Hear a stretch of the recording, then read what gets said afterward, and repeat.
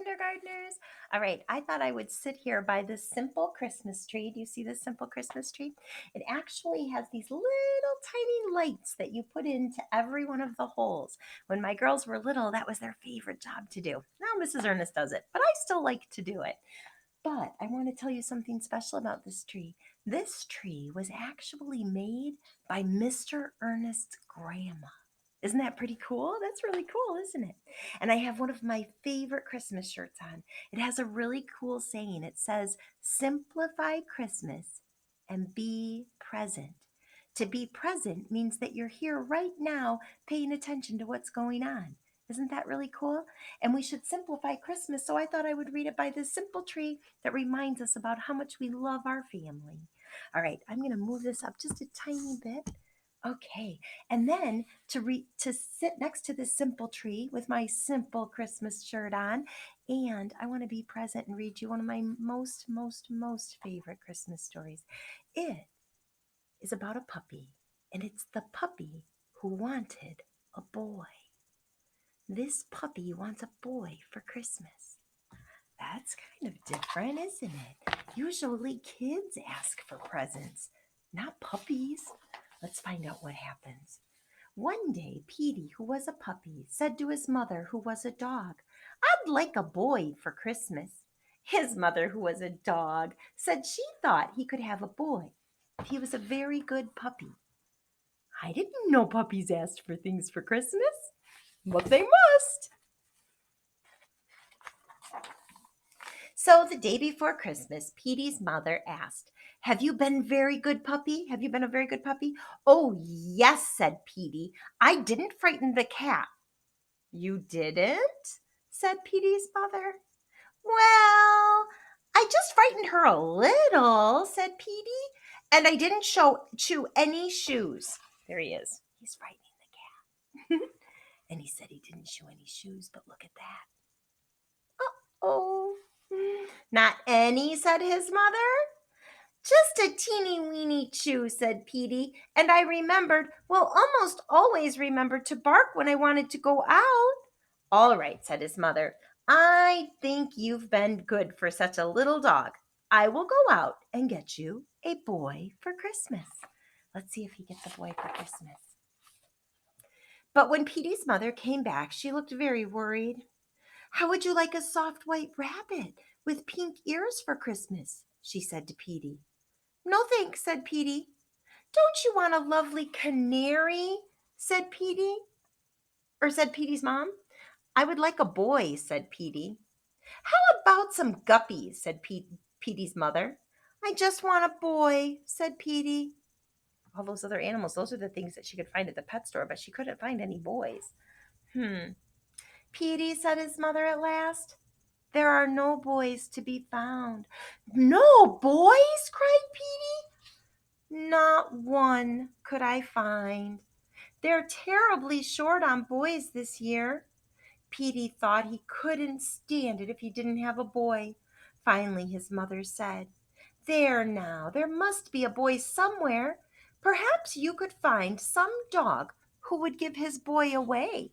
"That's a good idea. Maybe another boy would give his dog away." "I wouldn't give my dog away. Would you give your dog away?" "No, I don't think so. But we could try." "Do you think I could have your boy?" So Petey's running past this collie. "It wouldn't hurt to try." "Do you think I could?" asked Petey. "I'm sorry. It wouldn't hurt to try," said his mother. So Petey started off. It wasn't long before he saw a collie racing with a boy on a bicycle. Petey trembled with joy. I got ahead of myself. I guess I know this story really well. "If I had a boy on a bicycle," said Petey to himself, "I could run like anything. I'll take a little run right now, and I'll ask the collie politely if he'll give away his boy." I don't think he's going to give away his boy. Do you think so? He looks pretty happy. So Petey leaped after the bicycle. He called out to the collie, "Excuse me, do you want to give your boy away?" But the collie said no, he definitely didn't, in a dreadful tone of voice. Petey sat down. He watched the collie and his boy on a bicycle until they were out of sight. "I didn't really want a boy on a bicycle anyway," said Petey. I think he would have taken the boy on the bicycle, but he's going to keep trying. After a while, he saw a setter playing ball with a boy. Petey was delighted. "If I had a boy to play ball with," said Petey, "I'd catch the ball smack in my mouth. I'd like to catch the ball now." But he remembered how cross the collie had been. So he sat down on the sidewalk and called out politely, "Excuse me, do you want to give your boy away?" But the setter said no, he definitely didn't, in a terrifying tone of voice. "Oh, well," said Petey, moping off, "I don't think playing ball is so much fun." He liked it, but he's starting to get a little sad, isn't he? Soon Petey came to a bulldog. There's the picture of the boy and the bulldog in the car. The bulldog was sitting in a car with a boy. Petey was pleased, for he was getting a little tired from walking so much. "If I had a boy in a car," said Petey, "I'd laugh at walking dogs. I'd like a ride in a car right now." So he called out loudly, but very politely, "Excuse me, do you want to give your boy away?" But the bulldog said no, he definitely didn't. And he growled in Petey's face. Ooh, the bulldog says, "No way, I'm keeping my boy." That's probably what your dog would say if you have a dog. "Uh-oh," said Petey. He hurried behind a house and stayed there until the bulldog and his boy had driven away. "Well, who wants to go riding in a car?" "Not me," said Petey, coming out from behind the house. He thought he would just rest a while, though. He had come a long way for such a little dog. He was limping a little bit when he started off again, and it's even cold outside, so he's kind of getting cold. After a while, he met a Scotty. That's a Scotty dog right there. Do you see that Scotty dog? There's the Scotty.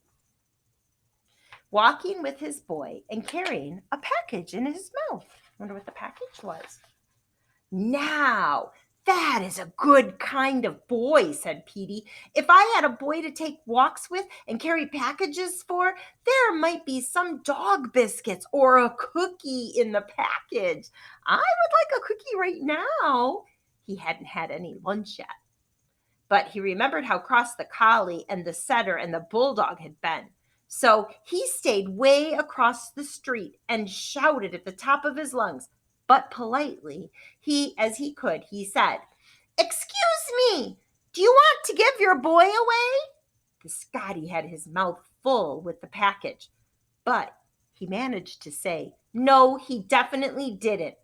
And he showed his sharp teeth to Petey. Oh, man. Now, this is interesting. This is something we don't have anymore, but a long time ago, they used to have a home for boys. So, if something happened and a boy didn't have a mom or a dad, they might go live in a home for boys. We don't have that anymore. Now we have other places and they might go live with their family or something like that. But it was called an orphanage. And this book is very old, so they had orphanages back then. And Petey came up to this home for boys. That's kind of interesting. What do you think is going to happen?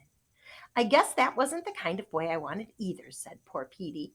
"But my goodness, where can I find a boy?"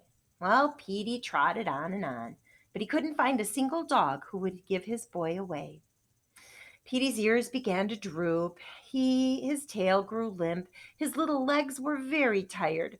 My mother was right, he thought. There isn't a boy to be found.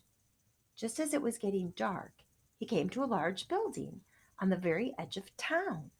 Petey was walking by slowly when he saw a sign, "Home for Boys." I just explained to you what a home for boys is.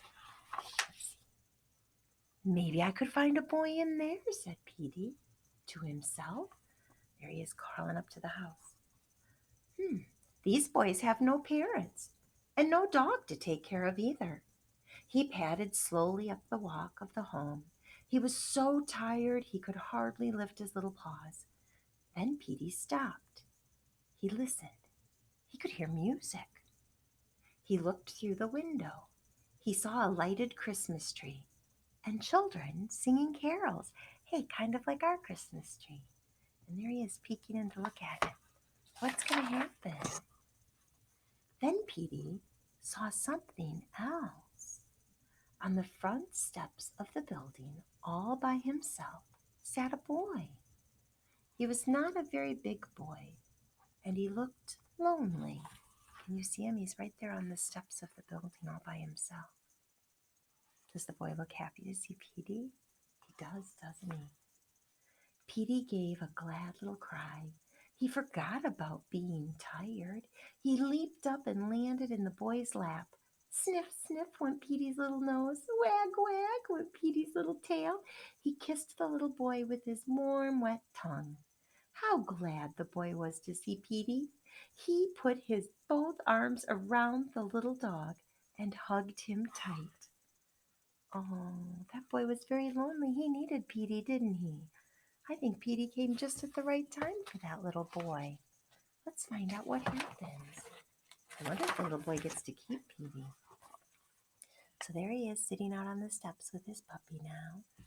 And there's the lady who's in the building. Let's see what she says. Then the front door opened and a lady looked out. Why, here you are, Ricky, she said. What is our newest boy doing out here all alone? Come on in and sit near the Christmas tree. So he was all by himself, and he's the newest little boy, which means he's the boy that just got there. Petey sat very still. The boy sat very still.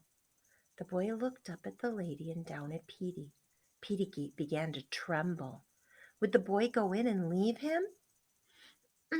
I'm not alone, said the boy. I've got a puppy.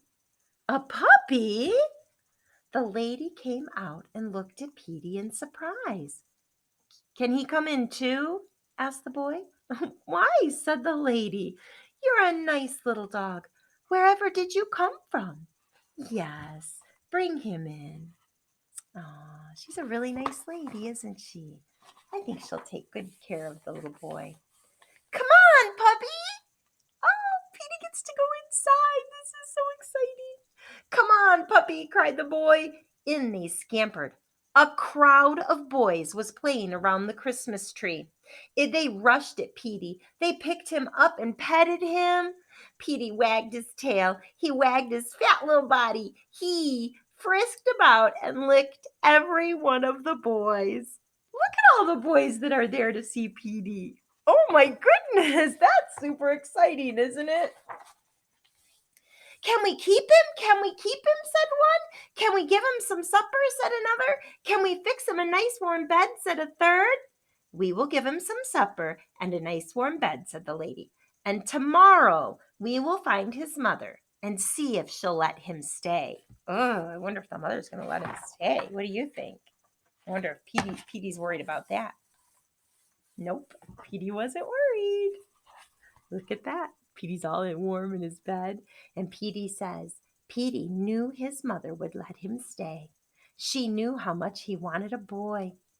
But won't she be surprised, said Petey to himself with a happy little grin, when I tell her I got 50 boys for Christmas? Oh my goodness, there's 50 boys there. Petey is going to have a lot of boys that he gets to live with now. Isn't that a good story? The puppy who wanted a boy. I liked it. All right, kindergartners, I hope you enjoyed that story.